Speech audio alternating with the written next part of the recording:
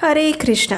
यह है भगवान श्री हरि को प्रिय मार्गशीर्ष मास और इस पवित्र मास में हम श्रवण कर रहे हैं भगवान की ही उन दिव्य लीलाओं का। मार्गशीर्ष मास की हमारी कथा श्रृंखला की पिछली कड़ी में हमने सुना कि किस प्रकार सभी गोपियां परम भगवान श्री कृष्ण को अपने पति के रूप में प्राप्त करने के लिए संपूर्ण मार्गशीर्ष मास में एक विशेष व्रत का अनुष्ठान करती हैं। और व्रत के अंतिम दिन जब वे यमुना में स्नान कर रही थी तो उस समय श्री कृष्ण उनके पास आते हैं और उनके वस्त्र चुरा लेते हैं। किसी प्रकार से उनसे वस्त्र प्राप्त करने के बाद सभी गोपियों ने अपने अंतिम दिन की पूजा समाप्त की और उस समय देवी दुर्गा उनके समक्ष प्रकट होती हैं। चलिए अब आज के इस अध्याय में देखते हैं कि आगे क्या होता है। उन सबके व्रतों से प्रसन्न होकर देवी दुर्गा उन सभी गोपियों के समक्ष उपस्थित हुई। देवी दुर्गा ने सभी गोपियों से पूछा कि वो क्या वर पाना चाहती हैं। तब उन सभी गोपियों ने एक स्वर से परम भगवान श्री कृष्ण की याचना उनसे की और देवी दुर्गा ने भी उनका मनोवांछित ये वर उन्हें प्रदान किया। देवी कात्यायनी से इस प्रकार वरदान प्राप्त करने के बाद श्री राधिका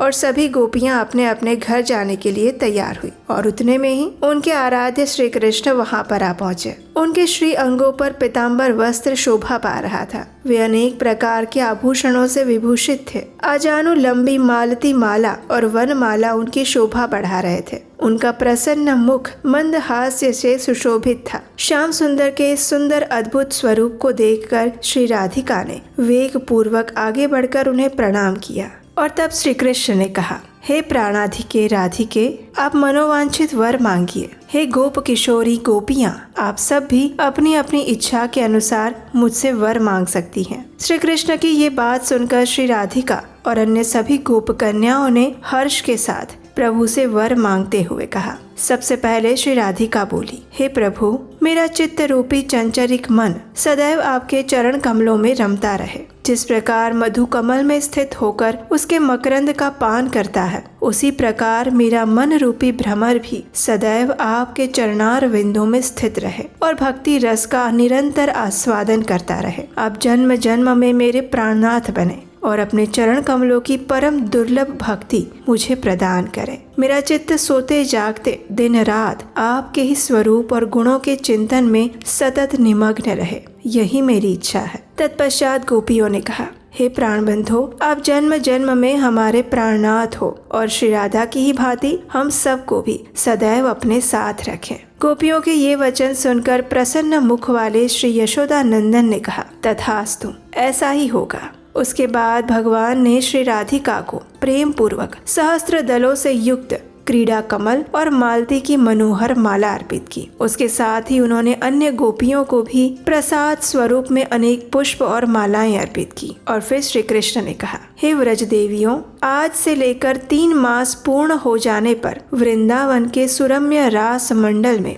आप सभी लोग मेरे साथ रास क्रीड़ा करेंगी। हे गोपियों, जैसा मैं हूँ वैसे ही आप सब हैं। आप सभी लोगों का ये व्रत लोक रक्षा के लिए है, अपने स्वार्थ की सिद्धि के लिए नहीं, क्योंकि आप सब तो गोलोक से मेरे साथ ही आई हो और फिर मेरे साथ ही वापस चली जाएंगी। आप सभी मेरी नित्य सिद्धा प्रेयसी हैं। अब शीघ्र ही अपने घर जाइए। मैं जन्म जन्म में सिर्फ और सिर्फ आप ही का हूँ। भगवान के ये सुंदर मधुर वचन सुनकर सभी गोपियां अपने हृदय में आह्लाद का अनुभव करने लगी और फिर बारंबार उन्हें निहारती हुई अपने अपने घर चली गई। और फिर 3 मास बीत जाने पर भगवान श्री कृष्ण ने उन गोपियों की इच्छा को पूर्ण करते हुए रास मंडल में महारास लीला की। ऋषि नारायण द्वारा सुनाई जा रही इस कथा को बीच में ही रोकते हुए नारद मुनि ने जिज्ञासा प्रकट करते हुए पूछा, हे भगवान, 3 मास व्यतीत हो जाने पर उन गोपिकाओं ने श्री हरि के साथ किस प्रकार रासलीला की?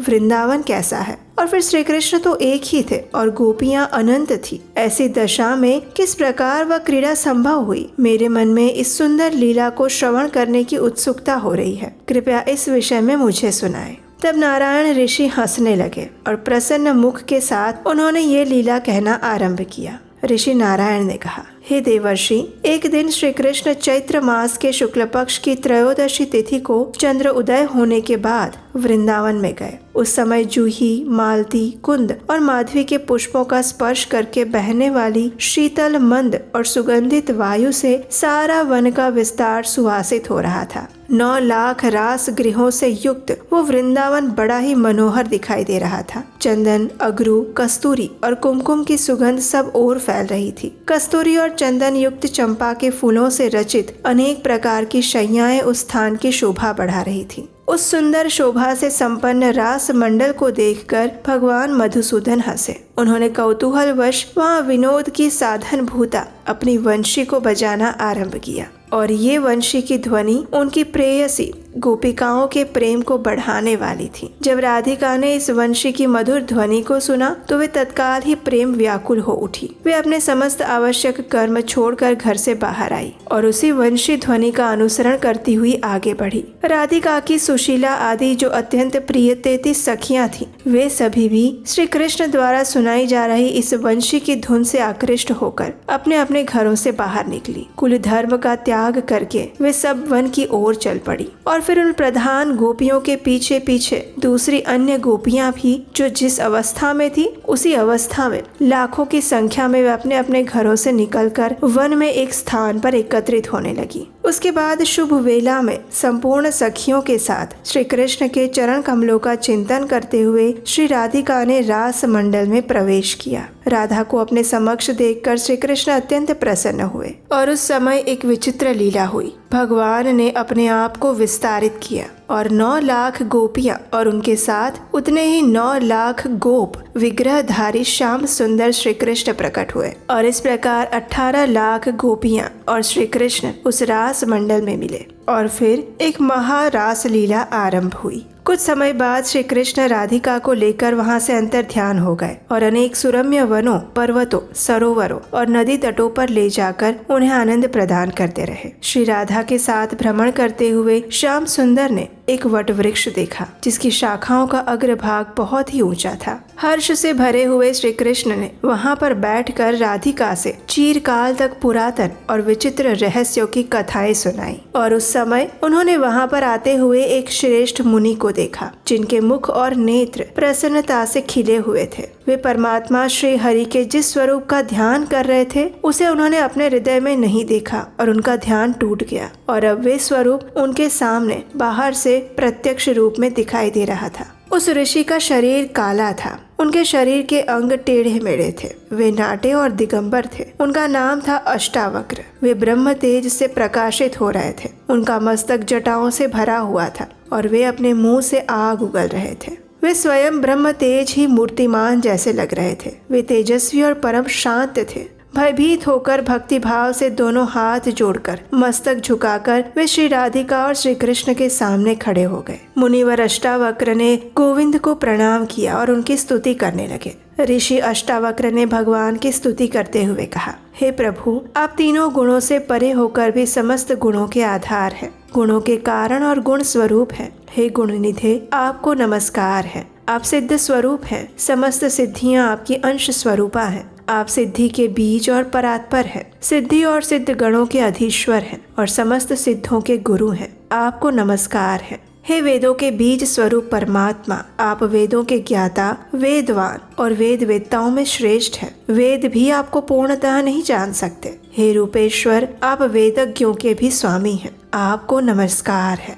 आप ब्रह्मा, अनंत, शिव, शेष, इंद्र और धर्म आदि के भी अधिपति हैं। आप शर्व यानी महादेव जी के भी स्वामी हैं। सबके बीज रूप गोविंद, आपको नमस्कार है। आप ही प्रकृति और प्राकृत पदार्थ हैं। संसार वृक्ष और उसके बीज और फल रूप हैं। आपको नमस्कार है। सृष्टि पालन और संहार के बीज स्वरूप ब्रह्मा आदि के भी है ईश्वर। आप ही सृष्टि पालन और संहार के कारण हैं। महाविराट रूपी वृक्ष के बीज राधा वल्लभ, आपको नमस्कार है। इस प्रकार कहकर मुनि श्रेष्ठ अष्टावक्र श्री कृष्ण के चरण कमलों में गिर पड़े और देखते ही देखते श्री राधा और गोविंद दोनों के ही सामने उन्होंने अपने प्राण त्याग दिए। उनका शरीर भगवान के पाद पद्मों के पास गिर पड़ा और उससे प्रज्वलित अग्नि शिखा के समान उनका तेज ऊपर उठ गया। वह 7 ताड़ के वृक्ष के बराबर ऊंचा उठा हुआ था और भगवान के चारों तरफ घूमकर पुनः उनके चरणों में गिरा और वहीं पर विलीन हो गया। ऋषि अष्टावक्र द्वारा किए गए इस स्तोत्र के विषय में कहा गया है कि जो भी व्यक्ति प्रातः काल में उठकर इस स्तोत्र का पाठ करता है या उसका श्रवण करता है वह परम निर्वाण रूप मोक्ष को प्राप्त करता है। इस स्तोत्र को सबसे पहले भगवान श्री हरि ने भगवान शिव को दिया था। इस प्रकार मुनि को प्राण त्यागते हुए देखने के बाद भगवान श्री कृष्ण ने उनके शरीर का दाह संस्कार किया। महात्मा अष्टावक्र का वह रक्त, मांस और हड्डियों से हीन शरीर 60,000 वर्षों तक बिना आहार लिए रहा था। इसलिए प्रज्वलित हुई जठराग्नि ने उस शरीर के रक्त, मांस और हड्डियों को तुरंत ही दग्ध कर दिया। मुनि का चित्त श्री हरि के चरणार विंद के चिंतन में लगा था, इसलिए उन्हें बाह्य ज्ञान बिल्कुल भी नहीं था। मधुसूदन श्री कृष्ण ने चंदन काष्ठ की चिता बनाकर उसमें अग्नि संबंधी कार्य किया और फिर उस शव को चिता पर स्थापित कर दिया। शव के ऊपर भी काष्ठ रखकर चिता में आग लगाई और मुनि का शरीर जलकर भस्म हो गया।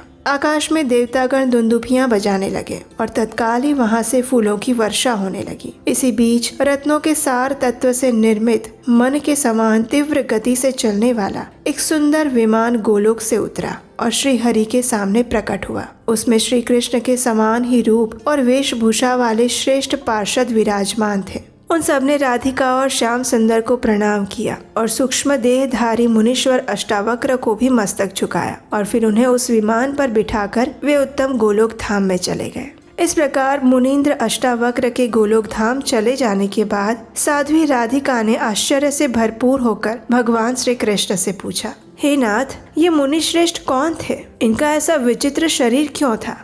वे अत्यंत तेजस्वी जान पड़ते थे। उनका जो प्रज्वलित अग्नि के समान तेज था वह साक्षात आपके चरण कमलों में विलीन हो गया और फिर तत्काल विमान में बैठकर वे गोलोक धाम चले गए और उन स्वरात्मा मुनि के लिए आपको भी रोना आ गया। हे प्रभु, आपने अश्रुपूर्ण नेत्रों से उनका सत्कार किया है, इसलिए कृपया मुझे ये बताएं कि ये महामुनि कौन थे और उनका वृतांत क्या है और इस विषय में भगवान श्री कृष्ण ने क्या उत्तर दिया, ये हम सुनेंगे हमारी मार्गशीर्ष मास कथा श्रृंखला की अगली कड़ी में। उसे सुनने के लिए आपके अपने चैनल को याद से सब्सक्राइब करके रख लीजिए, बेल आइकन दबा के रखिए, नोटिफिकेशन ऑन रखिए और अगर ये कथा अच्छी लगी है तो अपने मित्रों और परिवारजनों के साथ भी शेयर कीजिए। इस पवित्र मार्गशीर्ष मास में हम एक विनम्र प्रयास कर रहे हैं कि हम अपने पुराणों और शास्त्रों से आपको भगवान श्री कृष्ण की सुंदर लीला और कथाओं का श्रवण करवाएं। अगर आपको हमारा ये प्रयास अच्छा लग रहा है तो आप हमें आने वाली कथाओं को बनाने के लिए और इस वैदिक प्रमाणभूत ज्ञान का प्रचार करने के लिए आर्थिक सहयोग भी भेज सकते हैं।